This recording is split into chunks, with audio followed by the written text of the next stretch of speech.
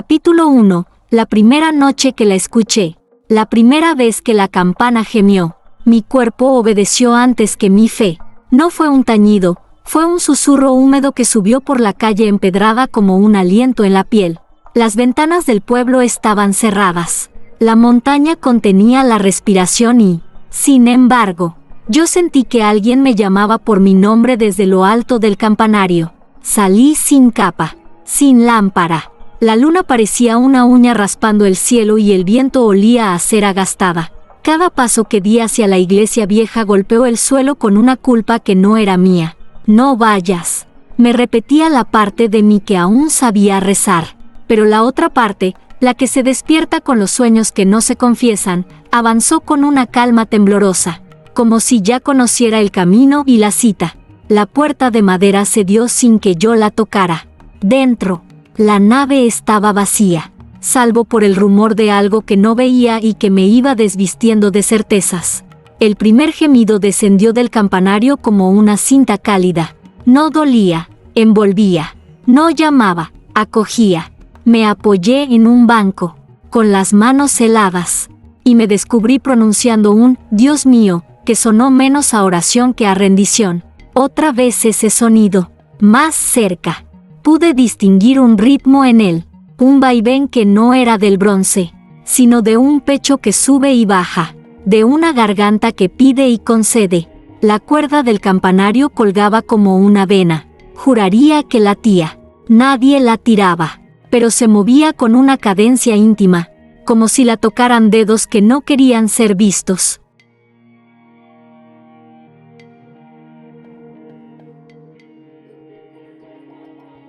Subí los peldaños de piedra, uno por uno, con el corazón haciendo trizas el silencio. El aire se volvió más tibio.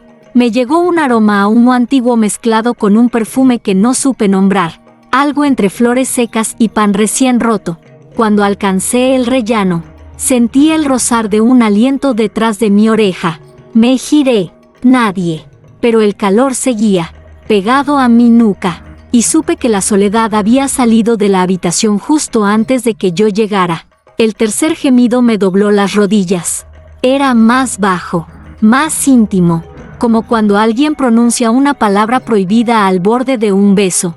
En el ventanuco del campanario, el cristal devolvía mi sombra alargada y otra más, femenina, pegada a la mía como si fueran dos páginas que la humedad no deja separar. Extendí la mano y toqué el bronce.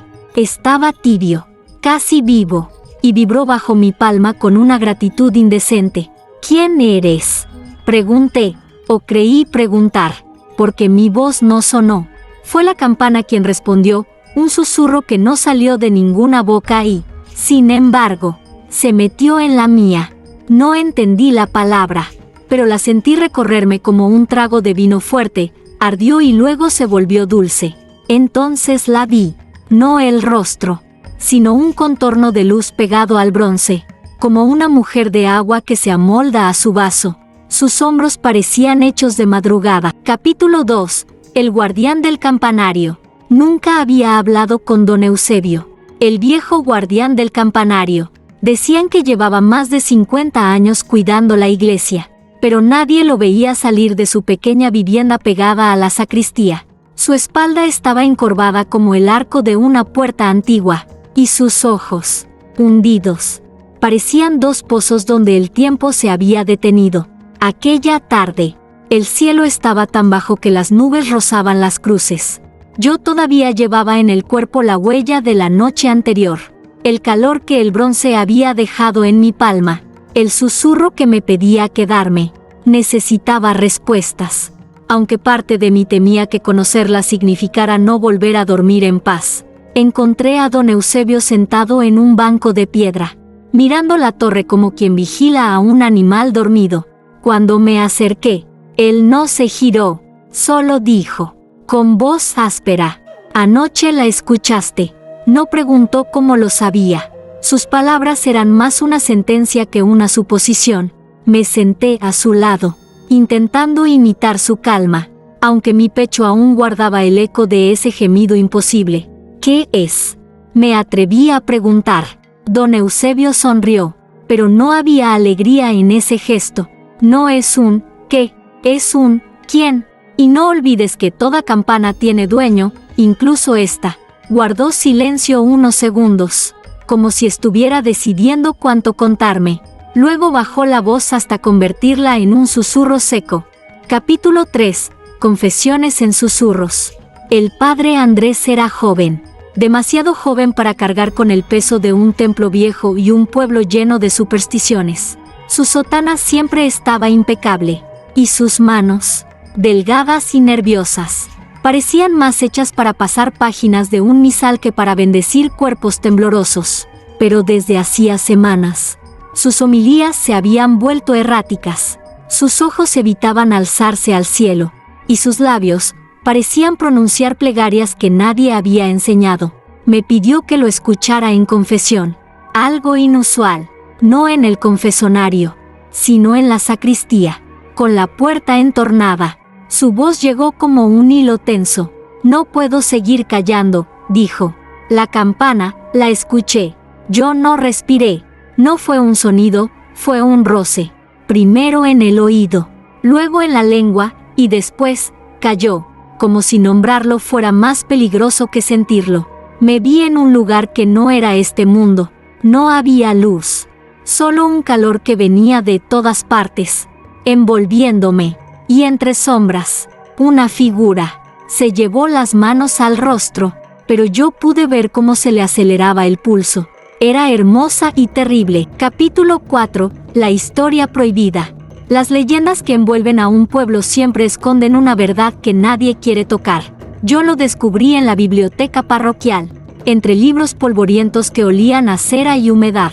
El registro más antiguo sobre la campana estaba escondido en un cuaderno sin título, atado con un lazo de lino ya amarillento. Al abrirlo, la tinta parecía todavía fresca, como si las palabras hubieran sido escritas para mí.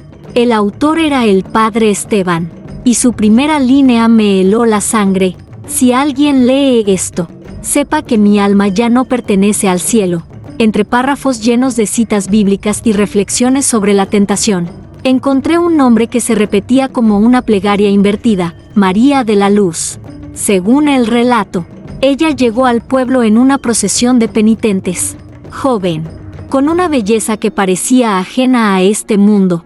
Decía que Dios la había enviado, pero su forma de rezar desconcertaba a todos. Cerraba los ojos, inclinaba la cabeza y sus labios se movían con lentitud, como si besara cada palabra. El padre Esteban confesaba que al principio evitaba mirarla, pero su voz, dulce y grave, se colaba en sus sermones, desarmando sus certezas. Un día, al terminar la misa, ella se acercó al altar y, sin levantar la vista, dijo: No vine a escuchar tu Dios. Capítulo 5. El beso en la escalera. La noche estaba tan quieta que incluso mi respiración sonaba como una blasfemia. El padre Andrés no se había dejado ver en todo el día, y la luz tenue que se filtraba desde el campanario me atrajo como una promesa.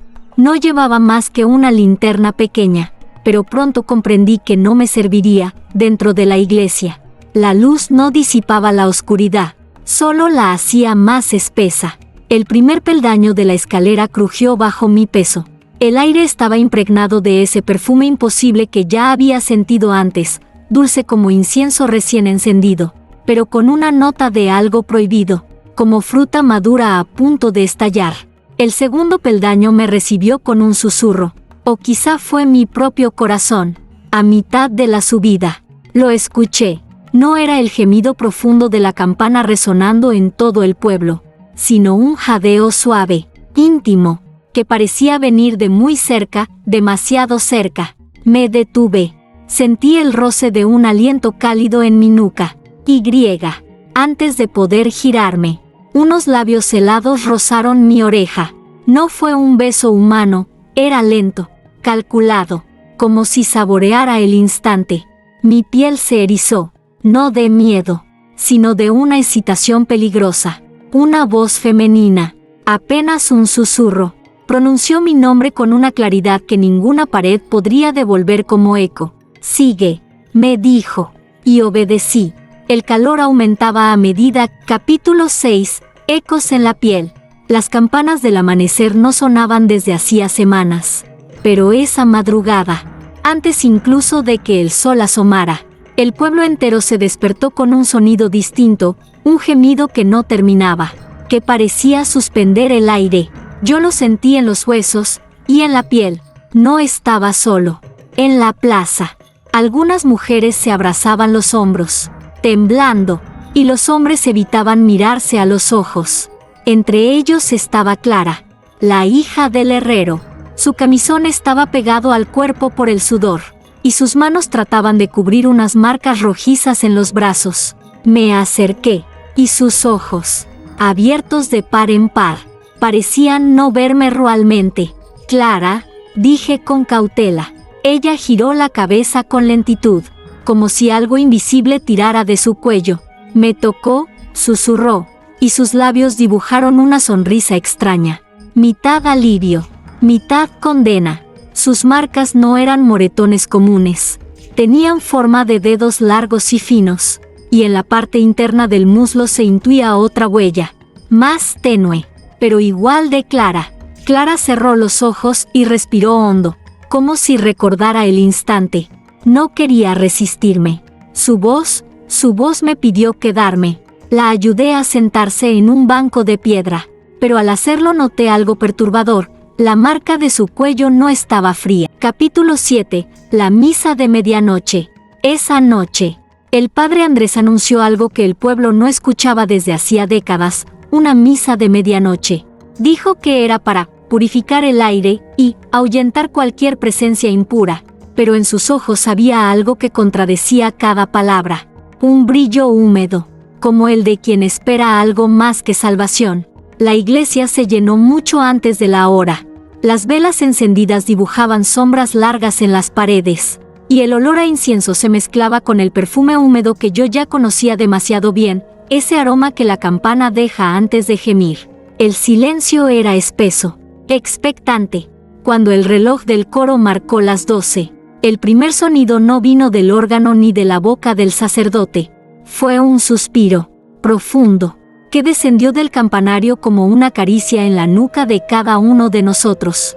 Vi como varias cabezas se inclinaban de golpe, como si un peso invisible las empujara. Un murmullo comenzó a recorrer las bancas. No eran palabras, eran respiraciones, acompasadas, idénticas, como si todos estuviéramos siguiendo el mismo ritmo secreto. El padre Andrés intentó comenzar la homilía, pero su voz se quebró en la segunda frase. Se aferró al atril con los nudillos blancos, y en su frente resbalaba un sudor frío. Entonces, capítulo 8, el pacto. Después de la misa de medianoche, el pueblo quedó extraño, como si cada uno llevara en la mirada un secreto reciente. Nadie hablaba de lo ocurrido, pero todos lo recordaban en la piel. Y yo, que había sentido sus labios invisibles rozarme el cuello, no podía dejar de pensar en subir otra vez al campanario. No fui yo quien lo propuso, fue don Eusebio, el viejo guardián, quien me citó en la sacristía al caer la tarde. Tenía una vela encendida y un cuaderno viejo que olía a humo. Si has de seguir subiendo, me dijo sin mirarme, debes saber lo que ella pide a cambio. Abrió el cuaderno y me mostró un dibujo, la campana, pero no de bronce. En el papel, parecía de carne, con venas que se enroscaban hasta el badajo. Cada campana llama a alguien distinto, pero esta elige a quienes llevan algo roto dentro, y a cambio de su voz, pide una parte de ti que no puedas recuperar. Me reí nervioso.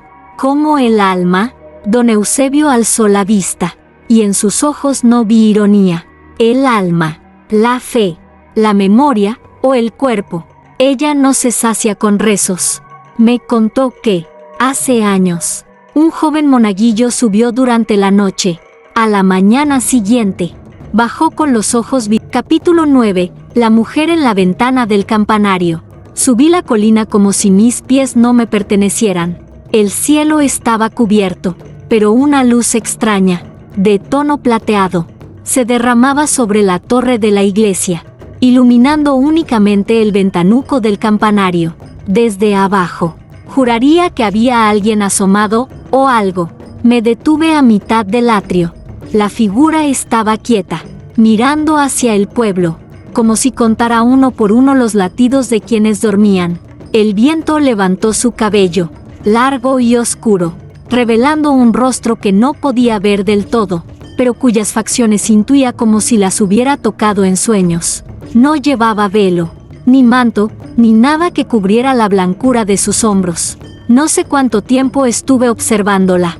Lo que sí recuerdo es el momento en que sus ojos, o dos sombras donde deberían estar, se fijaron en mí.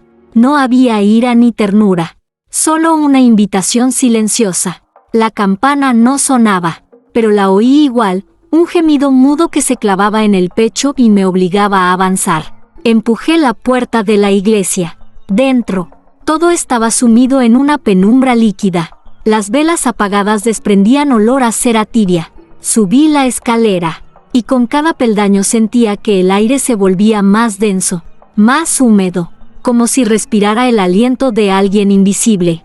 En el último tramo, la vi de nuevo. Ya no estaba al ventanuco, sino pegada al bronce, arqueando. Capítulo 10. El toque que no debía sonar. La tormenta comenzó al anochecer, con un cielo tan negro que parecía haber olvidado la luna. Los relámpagos iluminaban fugazmente la torre del campanario, recortando su silueta contra las nubes bajas. Yo estaba en mi habitación, intentando ignorar el rugido del viento. Cuando escuché lo imposible, la campana sonó. No era un tañido breve ni un gemido suave como en otras noches. Fue un toque largo, prolongado, que atravesó el aire con un pulso grave, casi doliente. Las paredes vibraron, el corazón también. Me asomé a la ventana y vi que varias luces se encendían en las casas vecinas. Todos lo habían escuchado. Me lancé a la calle. El agua helada me empapó en segundos, pero nada me detuvo. Las puertas se abrían y la gente murmuraba entre dientes. No debía sonar, no hoy. Nadie me explicó por qué. Solo vi miedo en sus rostros. Al llegar a la iglesia, la puerta estaba entreabierta. Dentro, el aire era espeso, saturado con el perfume que tantas veces me había enredado en sueños. Subí las escaleras del campanario con una mezcla de urgencia y vértigo. Cada peldaño me acercaba a un calor extraño, incompatible con la tormenta que rugía afuera. Cuando alcancé la cima, me quedé sin aliento. Ella estaba allí, no como un espectro difuso, sino entera, tangible, con el cabello pegado a la piel húmeda y los labios abiertos como si acabara de pronunciar mi nombre. La campana se movía sola. Capítulo 11. El roce de la lengua en el bronce. Subí al campanario de madrugada, sin que nadie me viera. El padre Andrés había desaparecido la noche anterior, y aunque todos lo atribuían a la tormenta, yo sabía que la causa tenía nombre y sonido. La campana no había gemido desde entonces, pero en mi pecho, un eco suave me guiaba como un faro. La escalera estaba fría y húmeda. Con cada peldaño, el aire se volvía más espeso, cargado con ese aroma imposible, incienso viejo mezclado con algo carnal, casi salado. Me detuve antes del último escalón, conteniendo la respiración. Lo que vi me dejó clavado al sitio. Ella estaba allí, de espaldas a mí. Abrazaba al bronce como si fuera un amante ausente. Su cabello, húmedo y pegajoso, caía sobre la curva de sus hombros. Y entonces lo vi, su lengua, larga, brillante, moviéndose con una lentitud provocadora sobre la superficie fría del metal. Cada roce dejaba un rastro húmedo que parecía absorberse en el bronce, como si éste bebiera de ella. La campana vibraba bajo su toque. No era el temblor del metal por un golpe, sino el estremecimiento de algo vivo que responde al placer. El sonido que escapaba no era un gemido pleno, sino un murmullo húmedo, contenido, como el aliento que se guarda antes de un grito. Ella giró apenas la cabeza, sin dejar de lamer. Sus ojos, oscuros y líquidos, me miraron como si ya supiera lo que haría. Su voz no sonó en el aire, sino directamente en mi pecho. Ven, prueba. No recuerdo cómo di el paso que me separaba de ella. Extendí la mano y toqué el bronce donde su... Capítulo 12. El último que escuchó su gemido. No dormí en toda la noche. El sabor del bronce aún me quemaba los labios. Y cada vez que cerraba los ojos, sentía esa lengua invisible recorriéndome por dentro. El amanecer llegó sin piedad. Y con él, una certeza. La campana me había elegido y no soltaría su presa.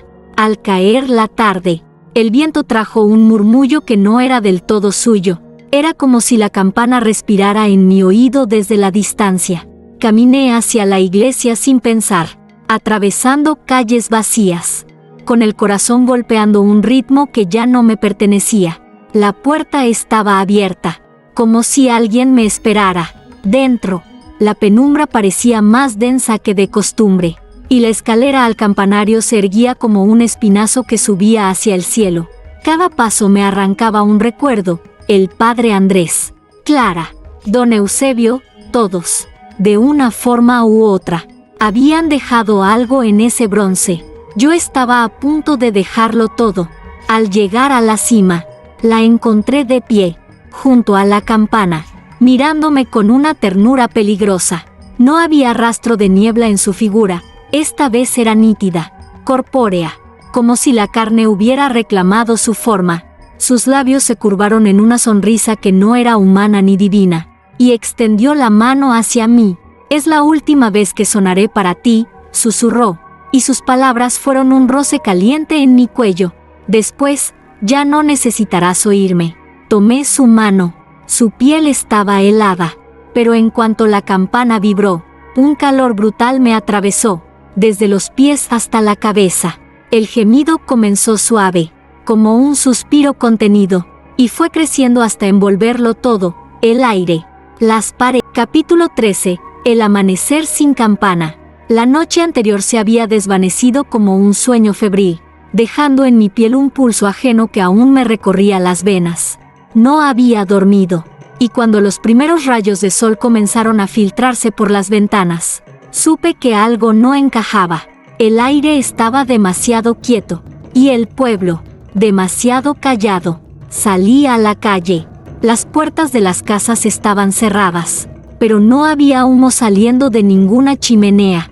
Caminé hasta la plaza, esperando encontrar el murmullo de la fuente, pero el agua no corría. Entonces levanté la vista hacia la torre. El campanario estaba vacío. La campana había desaparecido. Me quedé helado. No podía entenderlo. Esa masa de bronce vivo no podía simplemente esfumarse. Sin embargo, allí, donde siempre colgaba, solo quedaba un arco oscuro, como una herida abierta en la piedra. Un viento extraño soplaba desde el hueco, un aliento tibio que no venía de fuera, sino de algún lugar profundo, más allá del campanario. Subí las escaleras con un temblor que no era del todo miedo. Cada peldaño me devolvía un eco, pero no era el de mis pasos, eran pequeños gemidos, susurros, respiraciones cortas. Cuando llegué arriba, encontré en el suelo un círculo de humedad, como si algo hubiera estado allí, sudando, latiendo. En el centro, una sola hebra de cabello oscuro, aún tibia al tacto. Oí un ruido a mis espaldas. Al girarme, vi a Clara, pálida, con los ojos brillando como si acabara de despertar de un sueño profundo. «Se ha ido», dijo, sin apartar la vista. Epílogo, el eco que nunca se apaga. Dicen que, después de aquella última noche, el pueblo dejó de ser un lugar habitable. No hubo incendios ni plagas. Solo un silencio extraño que fue vaciando las calles poco a poco. Las puertas permanecían abiertas, pero nadie salía, ni volvía. Yo me quedé, no por valor, sino porque ya no tenía a dónde ir. El hueco del campanario seguía vacío, pero en las noches sin luna, ese silencio se llenaba de algo peor, un latido grave, lento, que parecía brotar desde debajo de la tierra. No lo oía con los oídos, sino con el pecho. Al principio, pensé que era mi imaginación, hasta que, una madrugada, me descubrí de pie en medio de la plaza, con la cabeza inclinada hacia atrás, emitiendo un gemido que no era mío. No había nadie mirando, pero sentí respuestas, desde lejos, en direcciones que no podía señalar. Era como si mi voz viajara y encendiera algo en cuerpos desconocidos. Clara regresó una vez. Semanas después. Solo para decirme al oído: ya no la buscamos. Ella no se encuentra. Desde entonces, no distingo cuando estoy despierto y cuando sueño. A veces, camino sin darme cuenta hasta el atrio. Y allí veo sombras acercándose desde el bosque, atraídas por un llamado que no pronuncio con la boca. Suben la escalera una a una. Y cuando llegan arriba, sus rostros cambian, miedo primero, placer después, y al final, nada. Sé que, tarde o temprano, yo también dejaré de ser yo. La campana no necesita bronce ni torre, solo necesita un cuerpo que la sostenga y una garganta que la cante. Y mientras tenga la mía, seguirá viva. Si alguna vez escuchas, en mitad de la noche, un gemido que parece acariciarte por dentro, no lo sigas. No mires hacia la torre, aunque esté vacía, porque el sonido no viene de allí, viene de mí.